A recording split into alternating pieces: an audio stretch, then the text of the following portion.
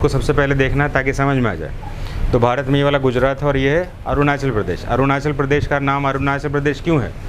क्योंकि अरुण का मतलब होता है सूरज और आंचल का मतलब होता है अन। तो अरुणाचल का मतलब है अरुणाचल, यानी सूरज यहाँ से उदय होता है। और उदय तभी होगा जब धरती ऐसे घूमेगी। अगर ऐसे घूमेगी तो फिर तो गुजरात में सूरज उदय हो जाएगा यहाँ से। इसलिए हमें जो है वेस्ट से ईस्ट की तरफ धरती घूमती है। पहला कंसेप्ट हमें यहाँ से मिल गया। धरती के ऊपर जो है सबसे ज़्यादा सरफेस पर जो है वाटर बॉडीज़ है।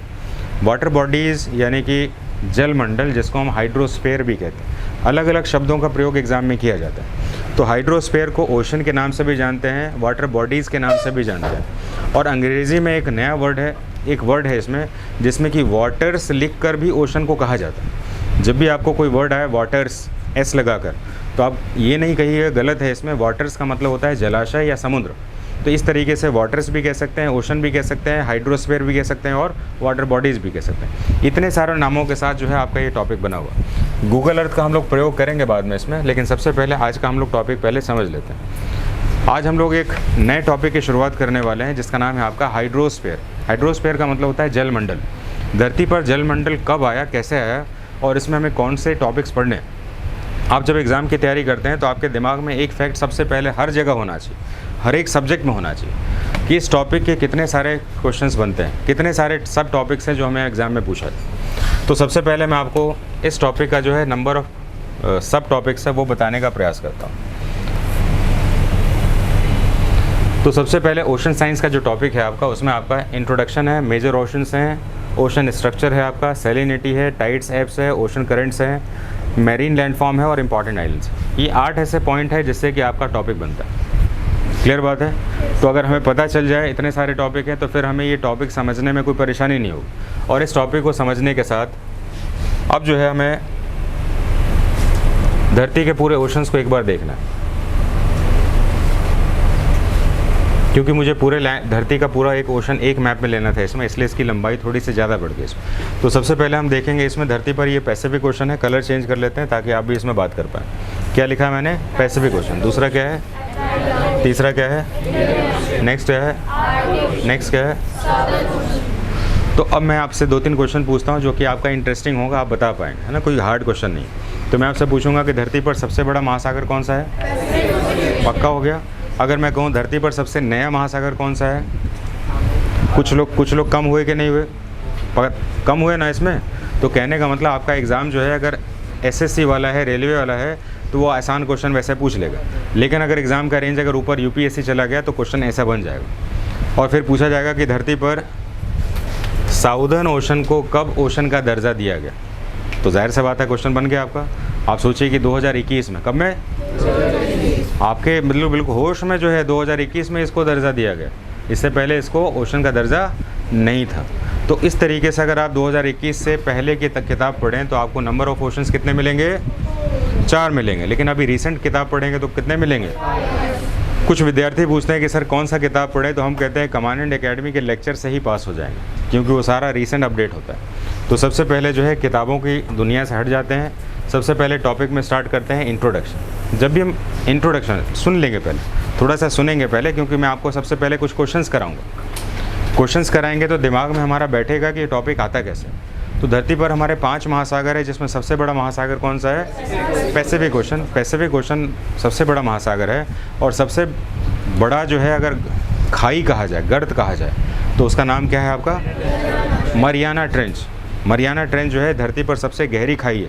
ऐसा माना जाता है इसमें कि अगर धरती के ऊपर माउंट एवरेस्ट सबसे ऊंची चोटी है, जिसकी ऊंचाई है 8,848 मीटर। एक बार वर्ड को देखेंगे, 8,848 मीटर। कह सकते हैं 9 किलोमीटर, 9 किलोमीटर, लेकिन धरती पर गहराई 11 किलोमीटर, यानी धरती ऊंचा जितना है उससे ज़्यादा गहरा है।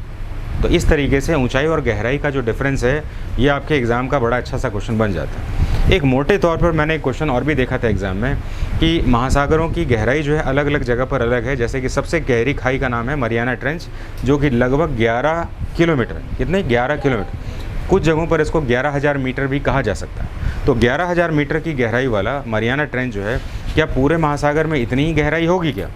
इस तरह से क्वेश्चंस आपके एग्ज़ाम में जब आते हैं तो आपको इस क्वेश्चन का जवाब जो है कुछ ऐसा देना चाहिए। एक मैंने देखा था क्वेश्चन इसमें कि इन एन एवरेज महासागरों की औसत गहराई कितनी है।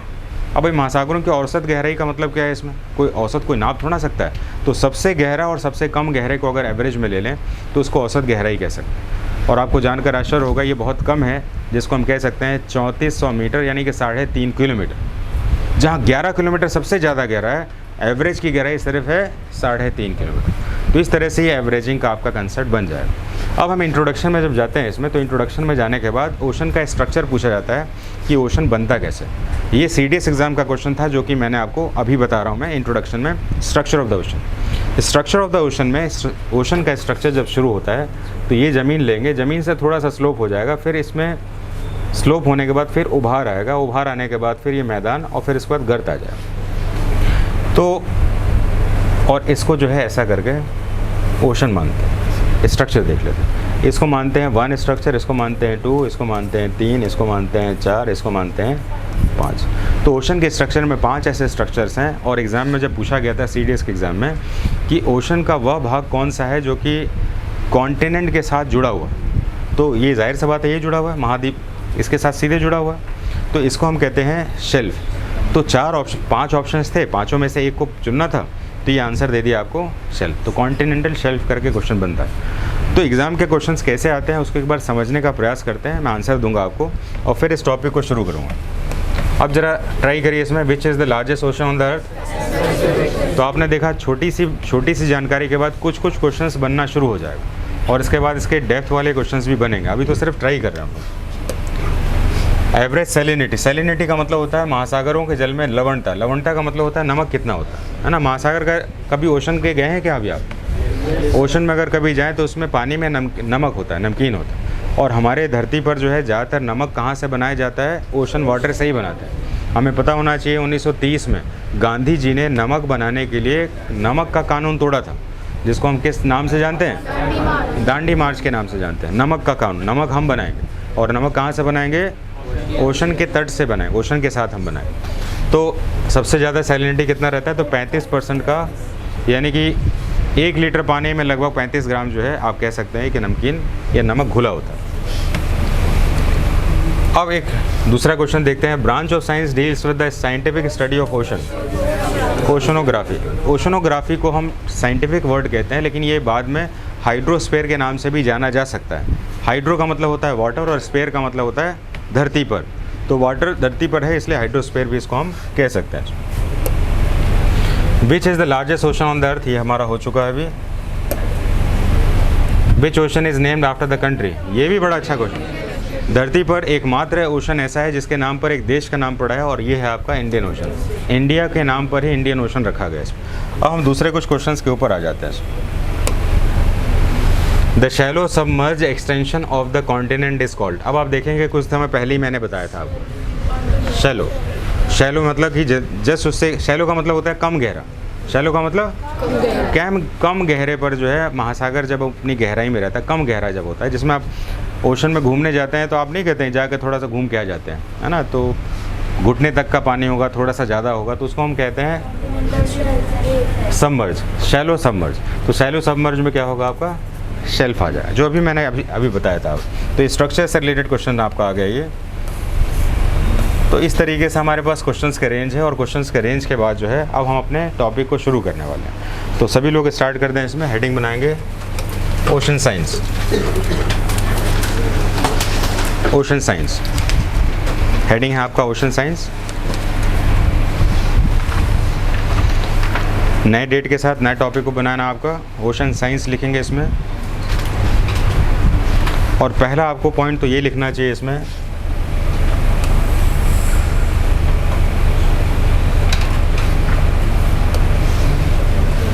पहला पॉइंट ये लिखना चाहिए। क्या लिखा आपका? Which branch of science deals with the scientific study of ocean. तो लिखना है ओशनोग्राफी, स्टार्ट करना। Oceanography is the branch of science, oceanography is the branch of science deals with, oceanography is the branch of science deals with ocean. Oceanography is the branch of science deals with ocean. तो ये branch of science है जो ocean को deal करता है। नीचे एक note लिख लेंगे इसमें, ocean is also studied, ocean is also studied in the chapter of hydrosphere. Hydrosphere, इसको हाइड्रोस्फीयर चैप्टर के साथ भी पढ़ा जाता है।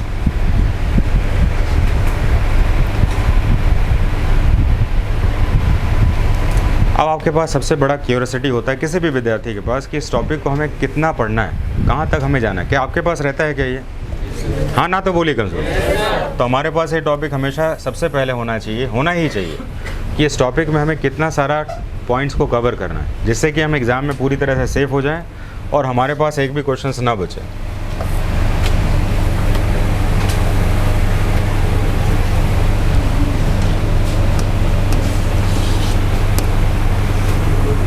तो टाइटल ओशन साइंस लिखेंगे इसमें, और टॉपिक कौन कौन सा लिखे पहले लिख लेते हैं। इंट्रोडक्शन पढ़ेंगे इसमें, मेजर ओशंस, और इसके बाद लिखेंगे इसमें मेजर ओशंस भी कह सकते हैं इसको, और लिखेंगे टाइप्स ऑफ ओशन। टॉपिक पूरा लिख लीजिए, हेडिंग है ना आपका ओशन साइंस में टॉपिक्स कौन कौन से आते हैं आपका। Ocean structure of floor relief, इस टॉपिक का एक बहुत अच्छा क्वेश्चन अभी बताने वाला हूँ, पहले कर लीजिएगा अभी। क्या पीछे सबको दिख रहा है? नेक्स्ट वर्ड है आपका सैलिनिटी, और सैलिनिटी को हम कहते हैं लवणता।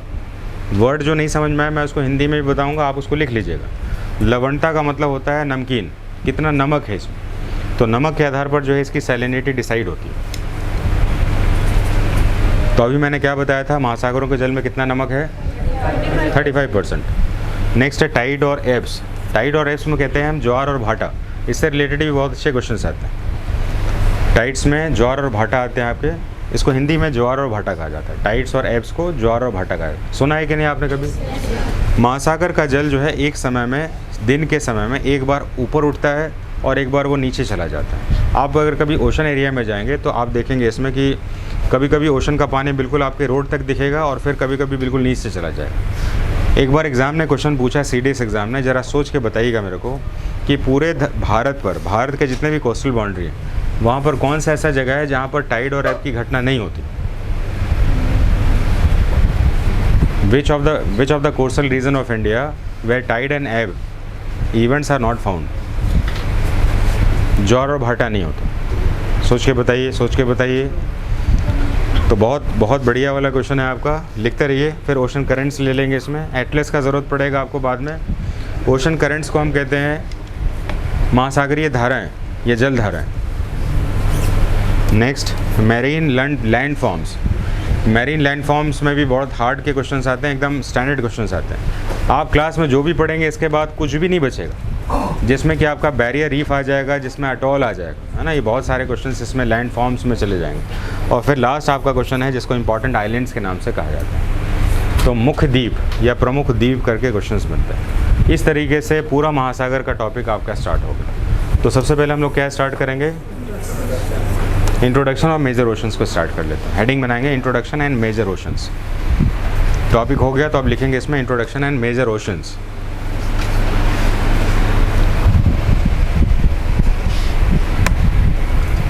अब जो है इसके साथ मैं थोड़ी सी आपको बेसिक ज्योग्राफी का आपको मैं थोड़ा सा कहानी सुनाता हूँ। कहानी ये भी है जो कि ज्योग्राफी में सबसे पहला क्लास भी इससे होता है और ये ओशंस के लिए भी होता है। सबसे पहले हमें ये मानना है इसमें कि जब हमारी धरती बन रही थी तो ये एक फायर बॉल थी। फायर बॉल का मतलब होता है आग का गोला था। आग का गोला महसूस कर पा रहे हैं आप? ये आग का गोला थी इसमें, और आग का गोला होने के बाद जो है धीरे धीरे जब कंडेंस हो गई तो ये जो है श्रिंक कर गई। जैसे कि एक सड़ा हुआ सेब सूखने के बाद कैसे श्रिंक कर जाता है, और जब बिल्कुल फ्रेश होता है तो बिल्कुल स्मूथ होता है वो।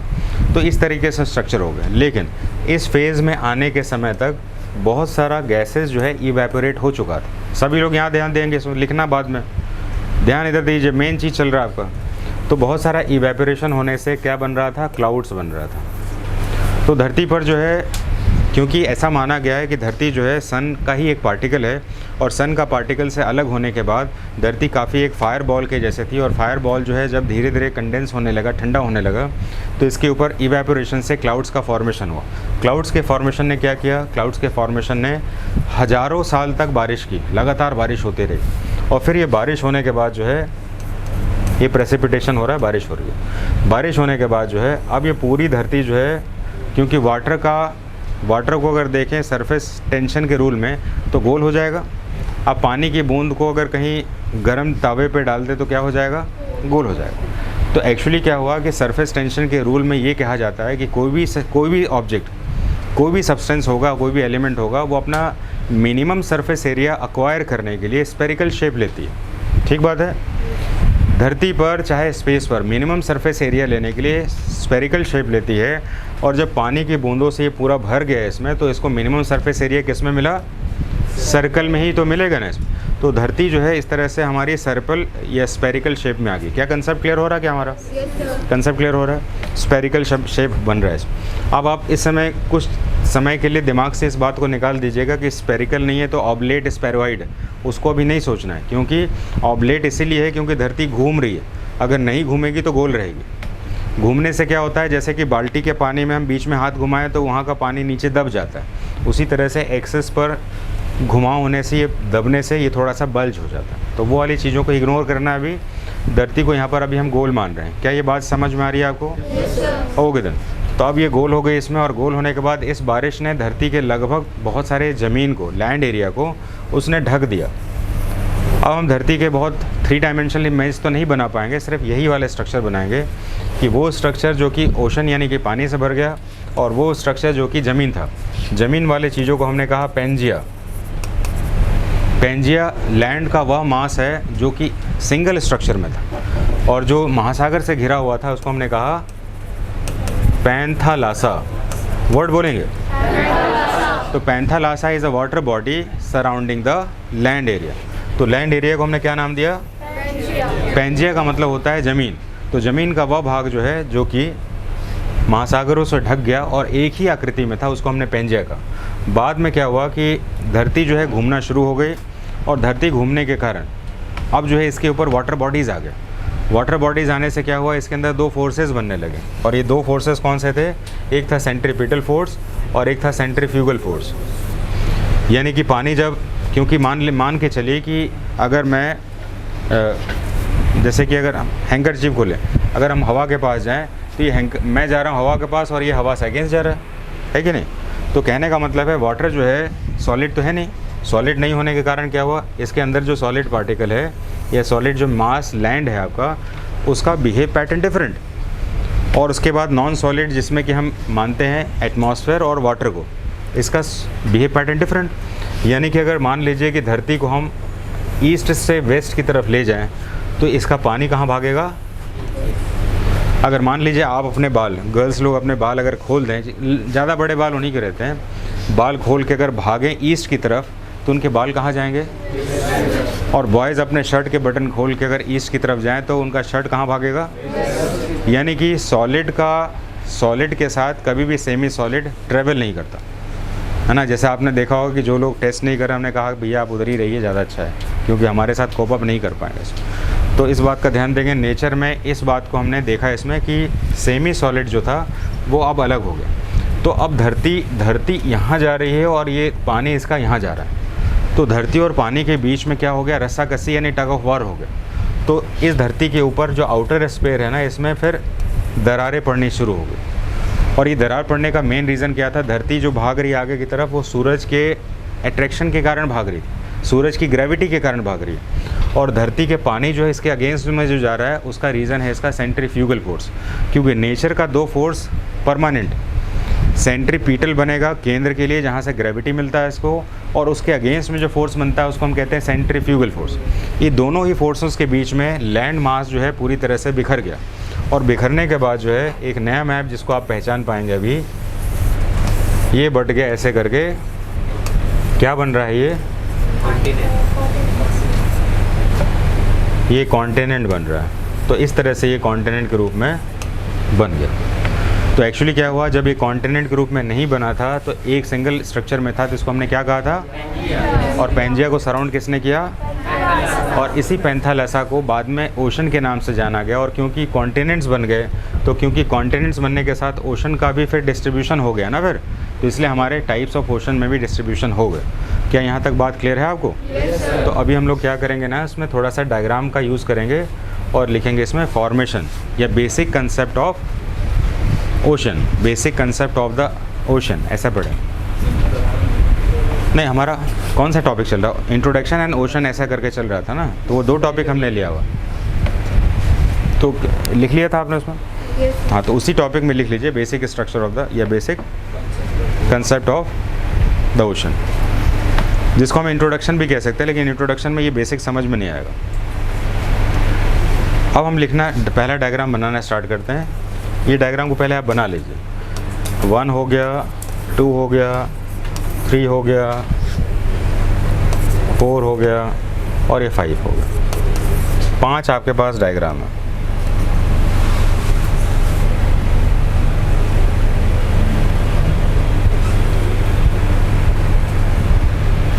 पांच डायग्राम है आपके पास।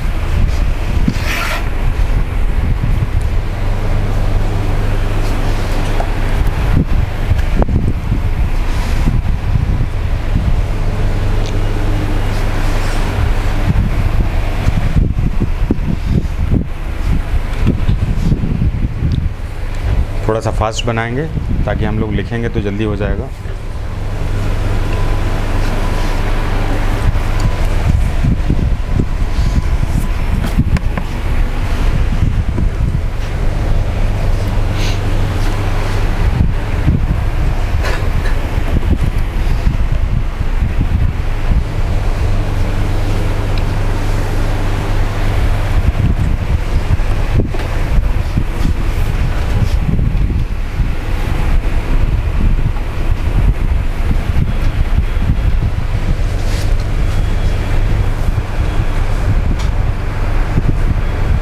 आगे चलें।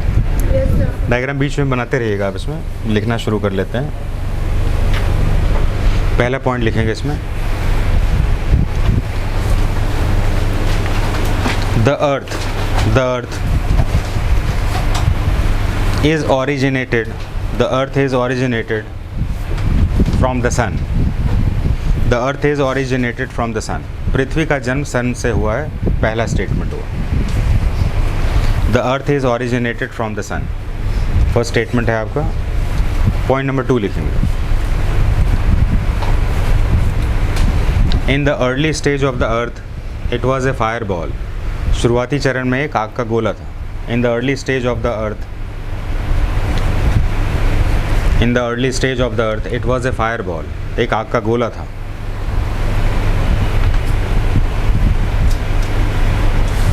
Point number next, gradually it was condensed oblique cool down, condensed oblique cool down, ठंडा हुआ, and surrounded with hydrosphere। Hydrosphere का मतलब होता है जलमंडल, and surrounded with hydrosphere।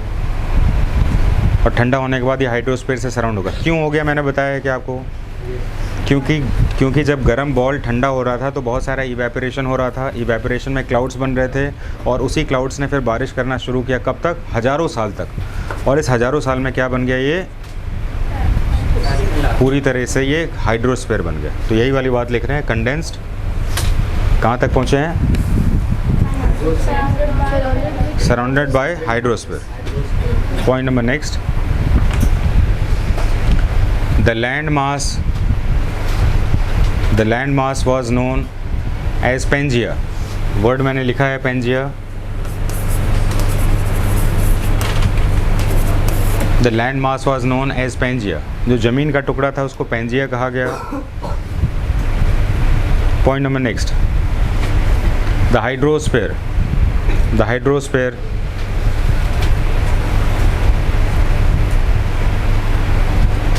was known by Panthalassa. Hydrosphere को बाद में पैंथालासा कहा गया। Hydrosphere known by Panthalassa. दोनों पेंजी और पैंथालासा को अंडरलाइन कर लीजिएगा। नीचे एक नोट लिख लीजिए इसमें, पैंथालासा, क्योंकि अभी पेंजिया के बारे में बात नहीं कर रहे हैं, सिर्फ पैंथालासा के बारे में बात कर रहे हैं। Panthalassa is further known Panthalassa is further known and divided in oceans. Further known and divided in oceans. यही पैंथालासा जो है बाद में जाना गया और विभाजित किया गया ओशंस के नाम से। अब हेडिंग बनाएंगे टाइप्स ऑफ ओशन। अब यहाँ से आपका टाइप स्टार्ट होगा, इंट्रोडक्शन स्टार्ट होगा। There are mainly 5 different types of ocean. There are mainly 5 different types of ocean. मुख्य रूप से 5 अलग अलग ओशंस के हमारे पास विभाजन है। There are mainly 5 different oceans. 5 अलग अलग ओशंस हैं हमारे पास। नंबर 1,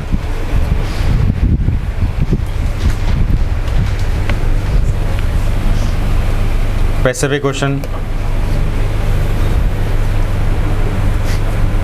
देखिए नंबर 1 जिसको बोलूँगा उसको लिखना है आपको। नंबर 1 में पैसिफिक ओशन जाना है। इसका रीज़न है मैं बाद में बताऊँगा। ये नंबर 1 हो गया। दूसरा अटलांटिक ओशन लिखना है। तीसरा इंडियन ओशन लिखना है। नेक्स्ट आर्कटिक ओशन लिखना है।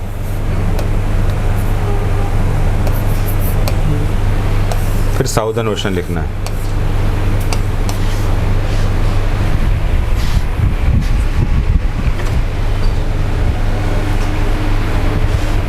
साउदर्न को अंटार्कटिक भी कह सकते हैं, लेकिन साउदर्न के नाम से ही जाना जाता है। साउदर्न को अंटार्कटिक के नाम से जानते हैं।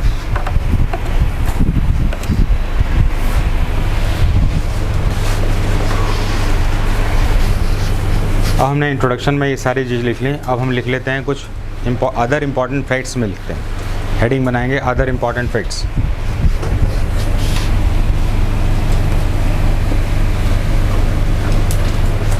पहला पॉइंट लिखेंगे इसमें, Pacific ocean is the largest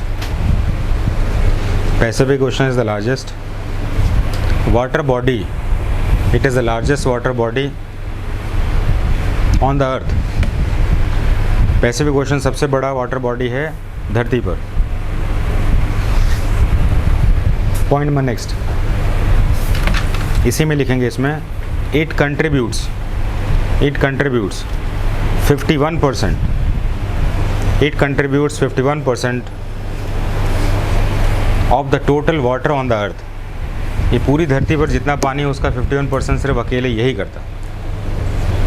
It contributes 51% water of the total water on the earth. ये पूरे पानी का 51% खुद अकेले अपने आप में ही कंट्रीब्यूट करता है। पैसिफिक ओशन में हम अगर ध्यान से देखें तो पैसिफिक ओशन जो है उत्तर में भी है और दक्षिण में भी है। इसलिए बाद में इसको 2 नामों से जाना गया, northern Pacific ocean, southern Pacific ocean. तो नोट में इस बात को लिख लेंगे। Pacific ocean is further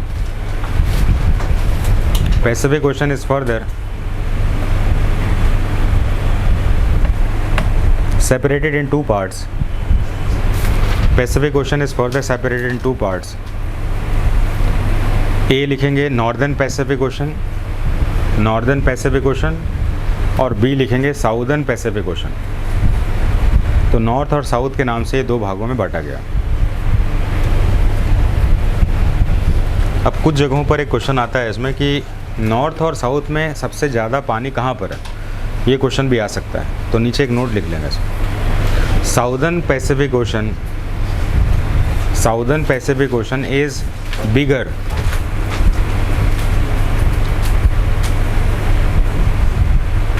as compared to northern. Southern Pacific Ocean is bigger as compared to northern. बता सकते हैं क्यों बिगर है ये? क्योंकि नॉर्थ में ज़मीन ज़्यादा है, साउथ में ज़मीन कम है तो पानी ज़्यादा है। तो नॉर्थ में ज़मीन ज़्यादा होगा तो पानी कम हो जाएगा। तो इस तरीके से क्वेश्चन को समझना। अब ये नहीं कि ये आपने नहीं लिखा तो आप नहीं समझ पाएंगे।